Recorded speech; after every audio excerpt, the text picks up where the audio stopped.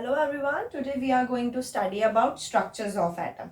So I presume that you already know what atom is. So just a very quick revision.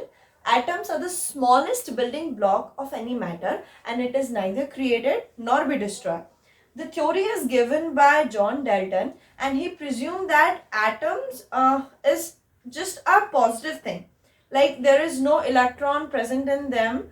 So what after the subatomic particle theory that is being discovered, we came to know about the concept of electrons that is given by J.J. Thomson, and we know that protons is given by Ernst and the neutrons that is given by Chadwick. So these are the charges. So it is the negative charge, it is the positive charge, and the neutrons are neutral. That means they possess no charges on them. So for identifying the structure of atom, there has been many experiments was given by different scientists. So the first scientist who have given the first structure of atom is J.J. Thomson. Have you heard about the plum pudding model?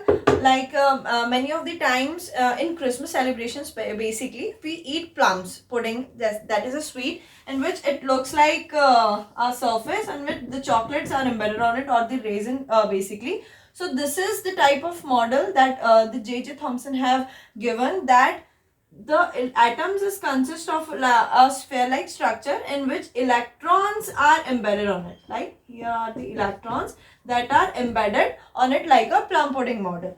But why this is not widely accepted? Because this does not explain the stability of that particular structure of atom.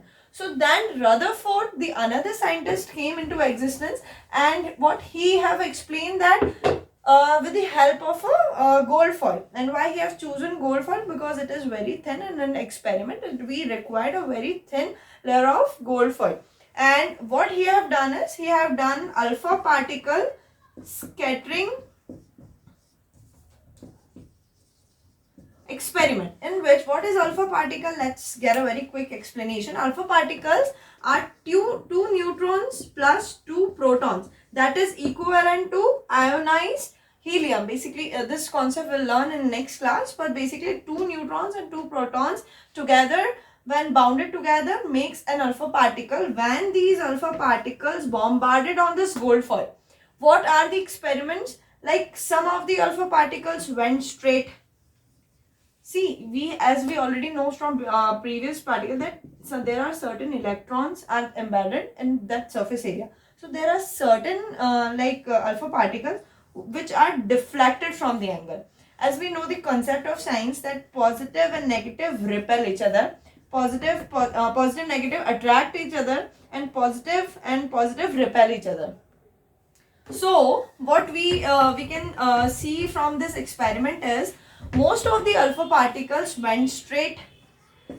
Very few particles deflected by some angles, and only one alpha particle rebounded on the similar path. So what will be the conclusion? That atoms have ample of space in that, because why the alpha particles are going straight, that means it possesses many a very large space in that. Some of them is deflected because alpha particle is positive and electrons are negative. So because of that they are deflected with some angles.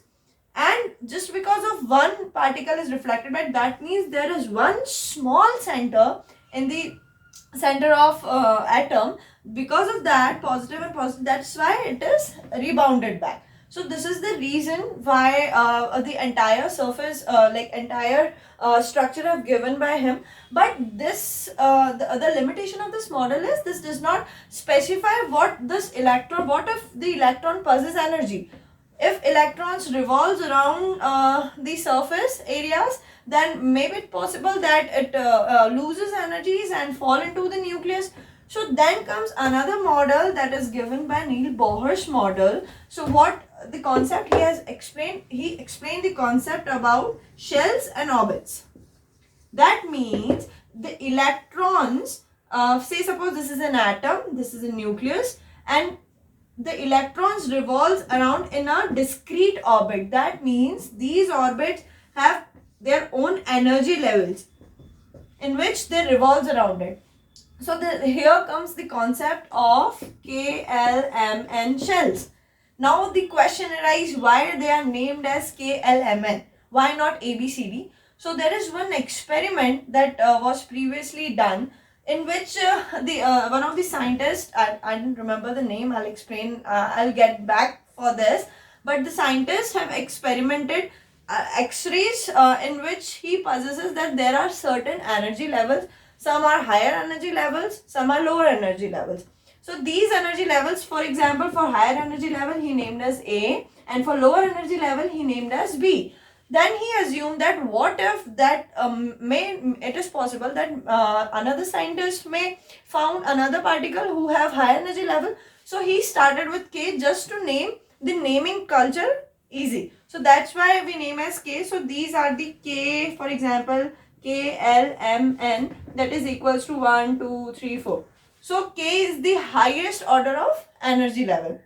So basically this is the model that is given by Niels Bohr, and this is the widely accepted model for the structure of atom. So consider one example. So let's take nitrogen. What is the atomic number of nitrogen? That is 7. So how we are filling those shells, we will be studying in this next class. So just a very quick example. Say this is the nucleus. This is our first layer. So we will 2, 8, and 10. This is the way how we fill electrons in that shells that we have read it. So this is the number is n. So first 2 electrons are in this shell and rest 5 in this shell.